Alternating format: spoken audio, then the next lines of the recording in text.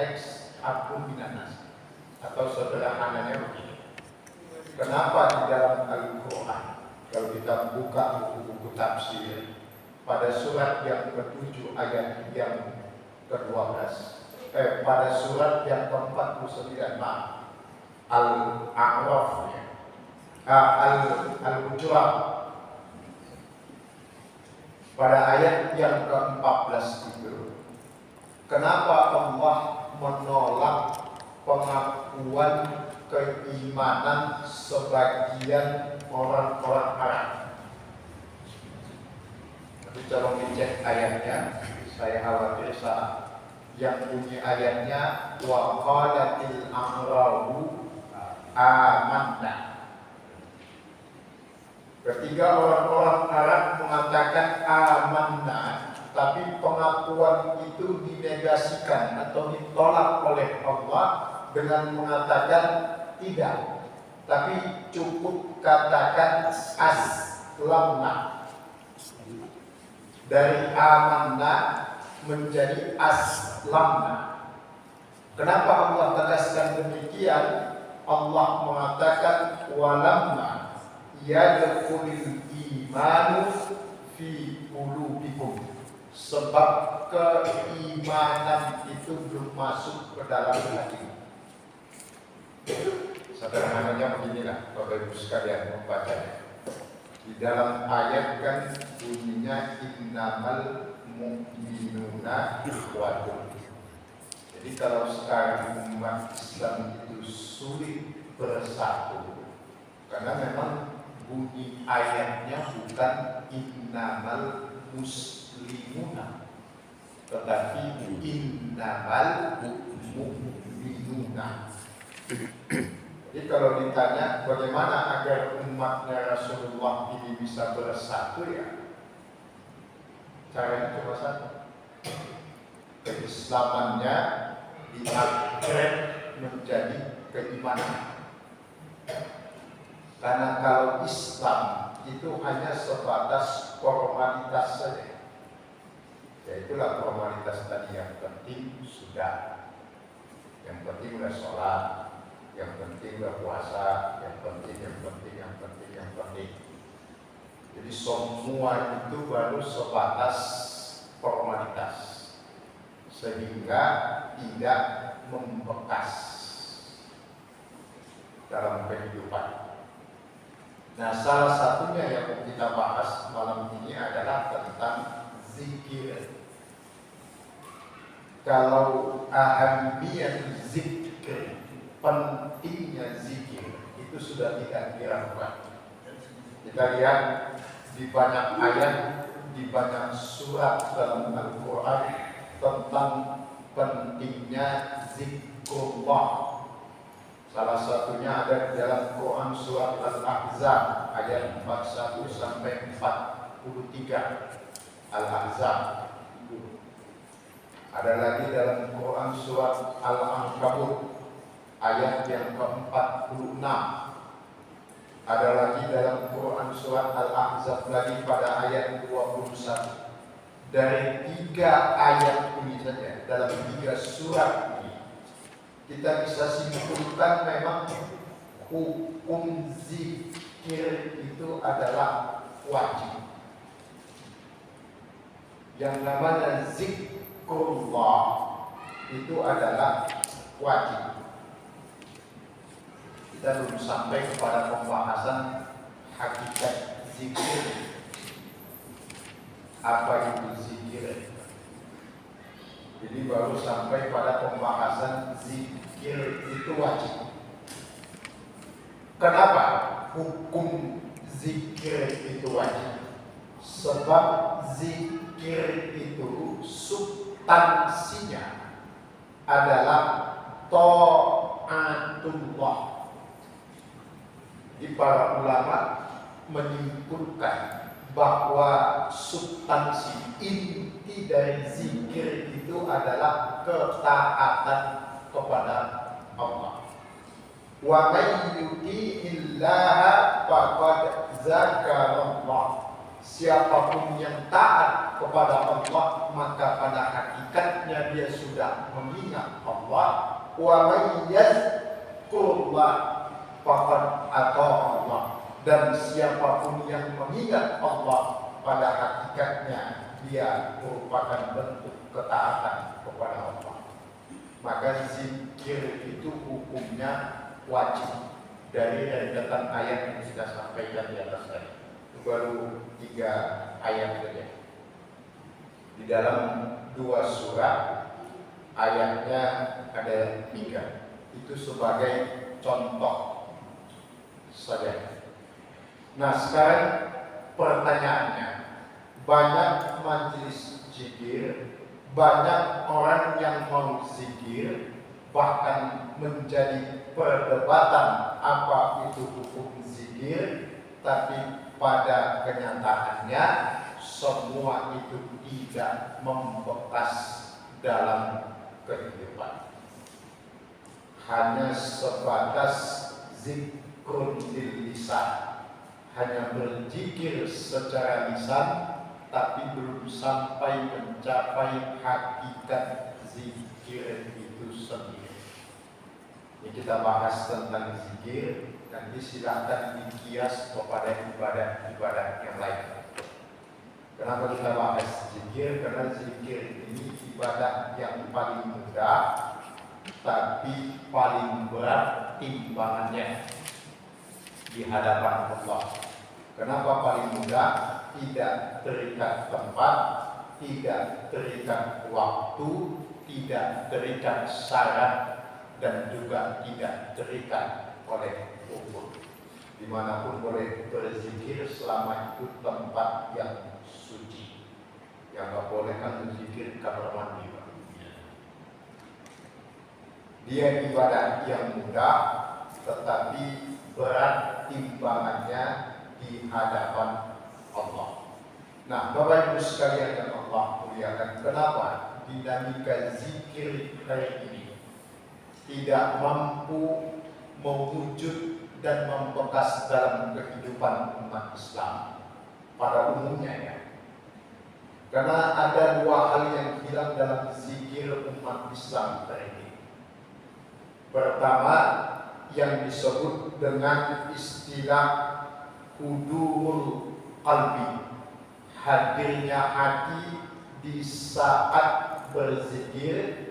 Dan yang kedua, itqanun bil arkan, ketekunan di dalam mewujudkan tuntutan zikir itu dalam kehidupan. Saat berzikir hatinya nggak hadir. Yang kedua, apa yang menjadi konsekuensi zikir itu tidak mewujud di dalam kehidupannya. Maka di saat dia mengucapkan subhanallah sebagai contoh, kata-kata subhanallah itu tidak mewujud dalam kehidupannya. Ketika dia mengucapkan alhamdulillah, lisannya berucap, tapi dalam kehidupannya alhamdulillah belum tentu sepenuhnya hanya milik Allah. Dan ketika dia mengucapkan Allahu Akbar, fakta dan kenyataan hidupnya masih banyak yang lebih besar selain Allah. Maka Bapak Ibu sekalian, hudur qalbi tidak mewujud, hadirnya hati di saat berzikir. Kehadiran hati itu menyambungnya lisan dan hati.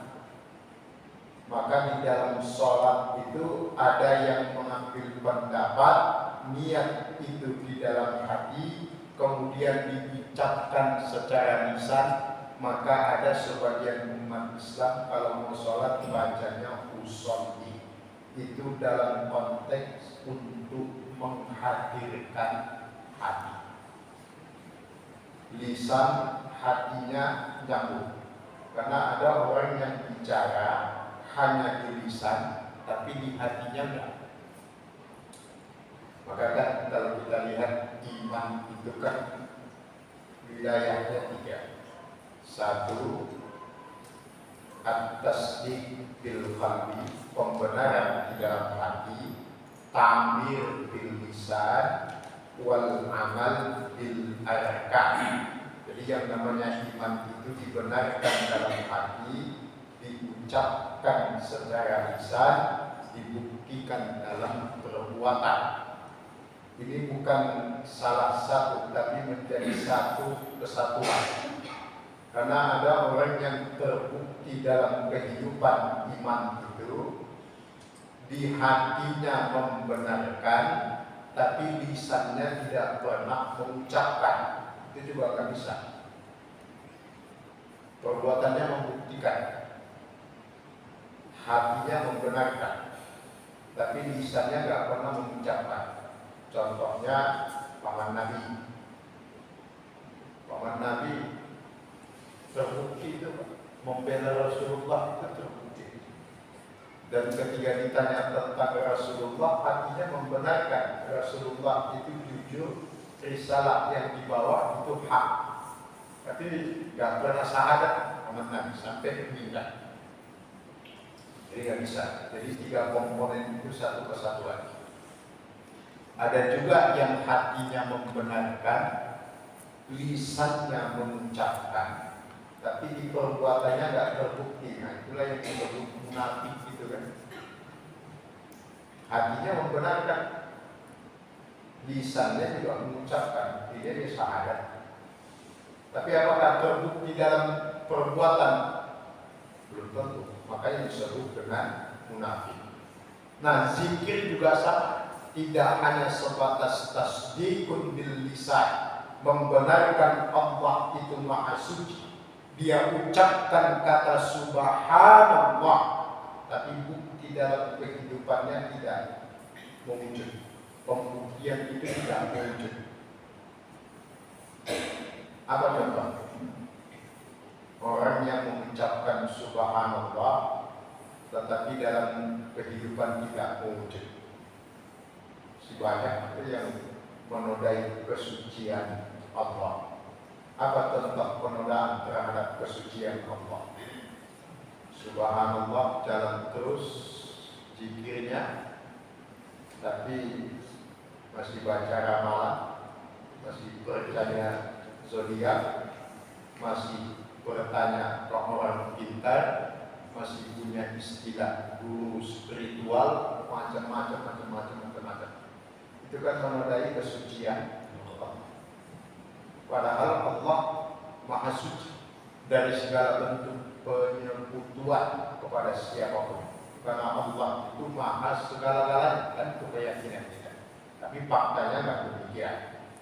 Berzikir juga dia alhamdulillah, mengatakan segala puji bagi Allah, tetapi nanti pada kenyataan hidupnya dia masih sering memuji diri sendiri, dia masih sering mengagung-agungkan, memuji ustadz-ustadznya, kiai-kiainya, habib-habibnya, dan seterusnya. Masih ada sikap fanatisme di dalam kehidupan umat Islam. Padahal Islam mengajarkan tidak ada fanatisme. Islam itu egaliter, sama semua di hadapan Allah, tidak ada yang membedakan. Tapi faktanya dalam kenyataan masih banyak yang begitu. Ibu nggak ngaji, nggak bukan ustaz saya. Iyalah, ada nggak yang begitu? Saya kemarin ngaji di Tambun. Masa jamaah nanya, Ustaz lulusan mana? Saya nggak jawab. Saya baru tanya, emang kenapa? Ustaz bukan lulusan Madinah. Saya bukan lulusan Madinah. Saya kantor, kemudian saya ke Maroko, kemudian saya ke Qatar. Oh, bukan lulusan Madinah. Iya, mau kenapa? Minggu depan saya nggak mau ngaji lagi. Depan mata saya ngomong begitu. Jadi ustaznya kalau bukan lulusan Madinah dia nggak ngaji. Satu itu bukan wanaknya, dan itu mau apa? Jadi kalau buat pengajian itu yang penting itu ustaznya dari Madinah, karena akidahnya lebih selamat, lebih lurus, Jadi yang lain dianggap bengkok semua itu. Jadi ini ya kalau itu keyakinan beliau pribadi, monggo itu kan hak masing-masing. Tapi ketika keyakinan itu diucapkan, apalagi disampaikan kepada orang lain, apalagi menyuruh, itu namanya memecah belah. Gitu. Kalau dia punya pilihan, saya nggak mau ngaji kalau ustadznya nggak lulusan Madinah, ya silakan. Itu pilihan itu. Kita nggak boleh marah. Yang nggak ustadz, yang bukan lulusan Madinah jangan baper. Saya nggak baper, buka saja mau. Cuma ketika itu terucap, apalagi sampai mengajak orang lain, nah ini kan pecah belah namanya. Kalau begitu kita pindah aja semua yang ke Arab Saudi kan selesai. Nah bukan itu terlalu picik lah cara bekerja, ya terlalu sempit lah. Nah ini berarti belum alhamdulillah itu. Karena konsekuensi alhamdulillah itu nggak ada lagi pujian kepada makhluk. Mau backgroundnya apapun ustadz itu sebagai contohnya, mau lulusan manapun, selama akidahnya lurus berdasarkan Quran, berdasarkan sunnah, itu ustadz kita, itu guru kita, itu kita boleh ambil ilmunya. Tapi kalau sudah rujukannya tegak lurus kepada Darmo Gandul, Gatot Roco, Jerak Sentana, Gatot Kocok, gitu. Nah itu baiklah dengan begitu. Mau dia lulusan Mesir, mau lulusan manapun, selama Quran hadis yang disampaikan, tidak ada masalah. Tetapi sebagian masyarakat kita, hari ini kita hanya memberikan contoh dari realitas kenyataan yang ada. Bukan hoax itu. Saya sendiri yang mengalami, menunjuk hidup itu the point, bukan curhat, mencontohkan. Saya senyum aja melihat, walaupun dalam hati ada baper juga. Ya, dan dia memang itulah dinamikanya masyarakat kita. Nggak ada masalah sebenarnya mau pilih siapapun ustadz, mau lulusan manapun, nggak ada urusan. Ilmu itu kan sama saja. Bacaan hadis, bacaan Quran itu sama saja. Yang penting secara nasab, sanad, keilmuan itu jelas. Sumber ilmu itu Quran. Masalah dia backgroundnya apa? Kalau di Madinah itu menjadi kotanya Rasulullah, itu sudah fakta sejarah. Tapi jangan salah, di Madinah juga banyak Yahudi. Ya kan? Fakta sejarah itu betul. Di Madinah itu ada Yahudi. Jadi jangan dianggap di Arab Saudi itu juga nggak ada non-Muslim. Kristen ada. Udah biasa itu semuanya.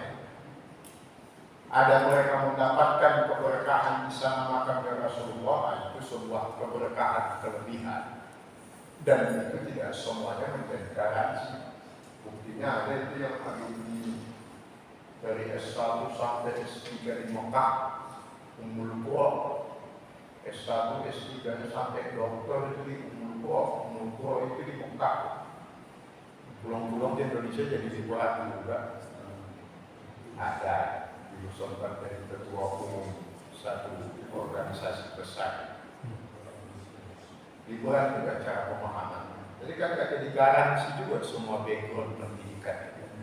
Maka Bapak Ibu sekalian, kalau dalam kacamata agama kita sebagaimana Allah tegaskan dalam Al-Quran, yang namanya ulama, jamak dari alim itu, orang berilmu jamaknya ulama itu. Ada satu kriteria yang paling terpenting Allah selalu eksplisit itu dalam Al-Quran dengan kata-kata innama yakhshallah min ibadihil ulama. Memiliki rasa takut juga dibuat. Jadi kalau kita ada siapa yang paling berilmu di antara kita malam ini, belum tentu ustaz. Itu siapa? Siapa yang paling takut kepada Allah di antara kita malam ini? Itulah yang paling berilmu. Ustaz, mau kiai, mau apa, ada urusan kalau dia tak punya rasa takut kepada Allah. Itu Terus apa hubungannya dengan orang berilmu? Ya dengan ilmunya dia jadi mengenal Allah, mengenal kekuasaan Allah, dia tahu semua tentang Allah, tentang Rasulnya, tentang syariatnya, maka dia memiliki rasa takut kepada Allah. Maka ilmu itu hakikatnya mendekatkan kita kepada yang maha berilmu, Allah Subhanahu wa ta'ala. Maka Bapak Ibu sekalian, kalau melihat ada orang berilmu, harus melihat dari dua sudut pandang. Siapapun itu, mau ustaz, mau kiai, mau habib, mau ajengan, mau tuan guru, kalau disebutin lah semuanya, mau doktor, mau LC, mau MA, kalau gitu, sebutin lah itu gelar-gelar ustaz semua kalau kita sebutin. Sudut pandangnya apa? Pertama ada yang disebut dengan ilmu itu sendiri. Oke, dia berilmu. Tapi yang kedua, ada yang penting yang disebut dengan mas'uliyatul ilmi, tanggung jawab terhadap ilmu. Banyak orang berilmu tapi tidak bertanggung jawab terhadap keilmuannya. Apa bentuk ketidakbertanggungjawaban terhadap ilmunya? Satu, bentuknya memberi contoh tapi tidak bisa jadi contoh. Itu satu. Tidak bisa mempersatukan. Sementara bersatu dan mempersatukan itu hal yang wajib dilakukan setiap orang, khususnya mereka yang Allah titipkan ilmu. Tidak menyembunyikan kebenaran, ikmalul haq. Yang benar katakan benar, atau sederhananya tidak hanya membenarkan kenyataan, tapi harus juga menyatakan kebenaran.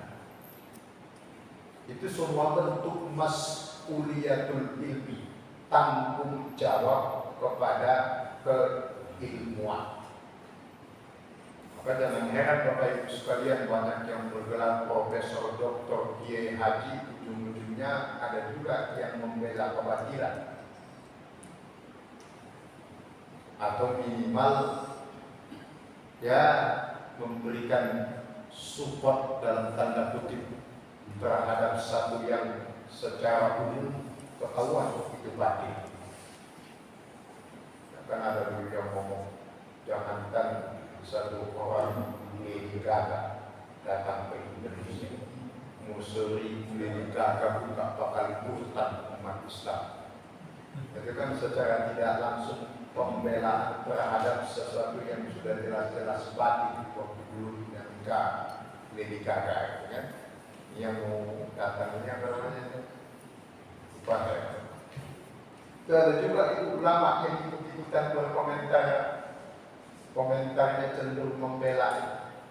Padahal ulama, kenapa ya? Ilmu ada, tapi tanggung jawab terhadap keilmuannya tidak ada. Nah yang nanti dipertanggungjawabkan, ditanya oleh Allah di akhirat apa? Mas'uliyahnya, tanggung jawab terhadap keilmuannya.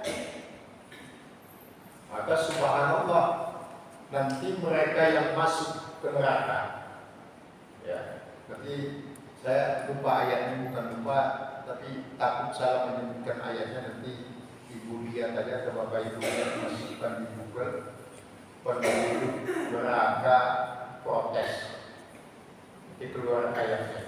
Jadi nanti penduduk neraka itu ketika dikirim ke neraka itu pada demo, bahasa kita sekarang, demo kepada Allah dengan mengatakan, ya Allah, sesungguhnya kami ini mengikuti pembesar-pembesar kami.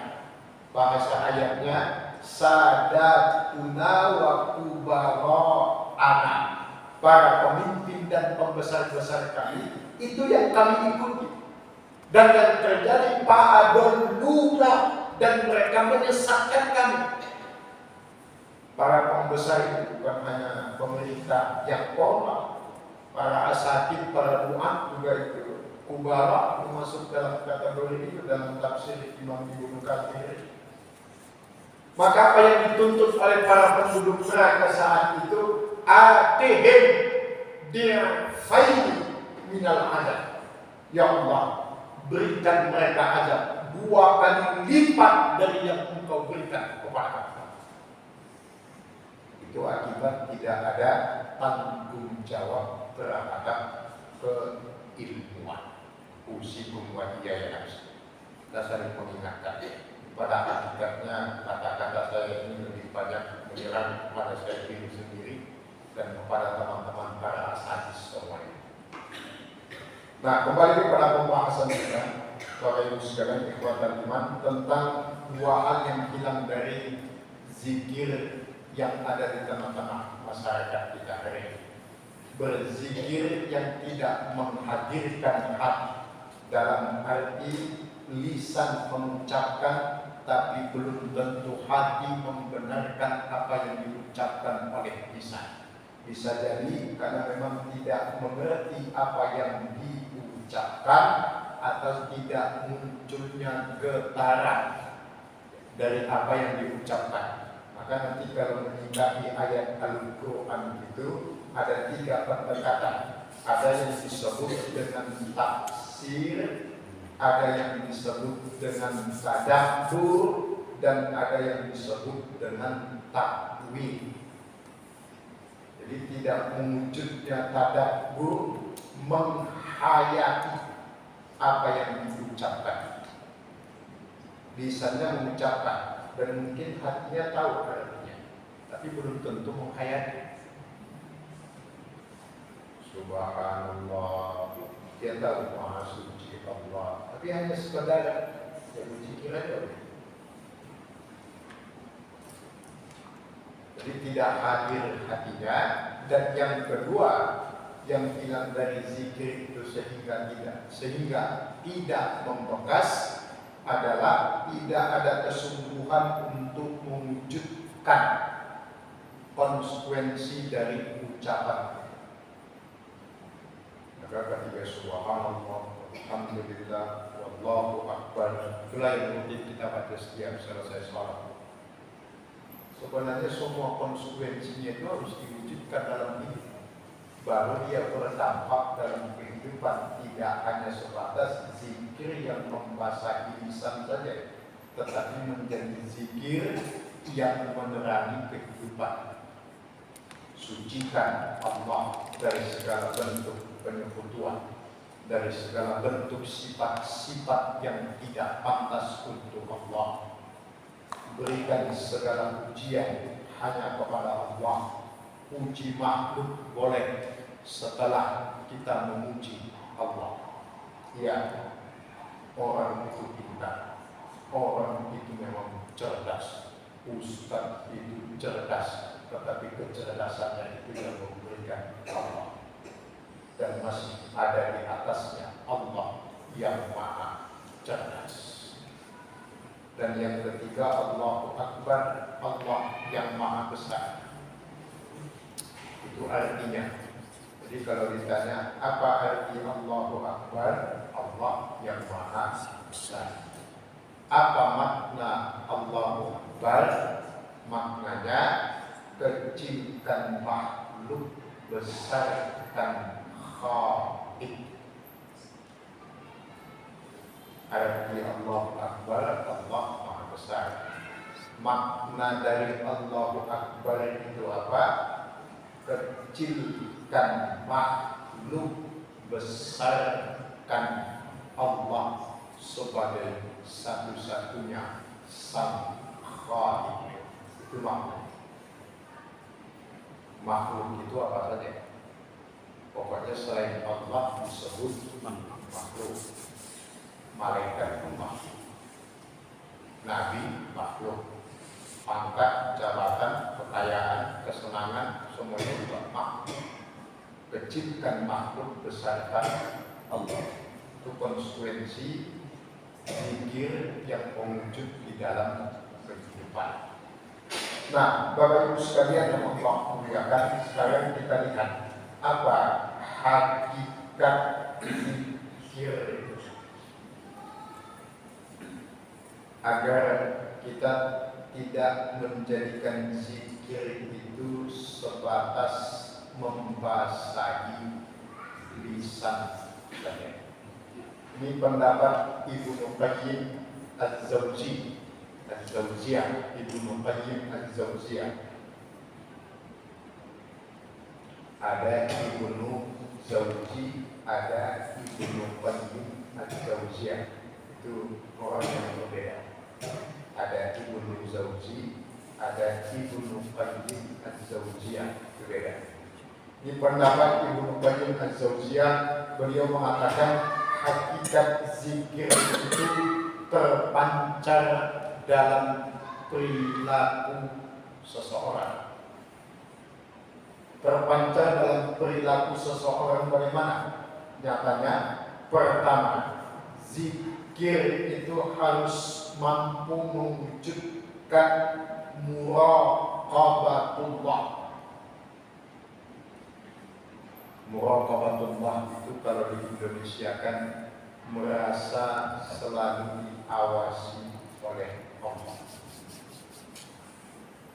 Jadi zikir yang berhasil itu terpancar dalam perilaku seseorang. Pertama, dia selalu merasa diawasi oleh Allah. Jadi seperti kisah sahabat Umar bin Khattab menguji tauhidnya seorang gembala, anak kecil, akan seorang pemuda yang mengembala domba. Panggil nama sahabat Umar, saya mau beli anak domba. Ini bukan punya saya, Tuhan. Saya hanya pengembala. Ini milik majikan saya.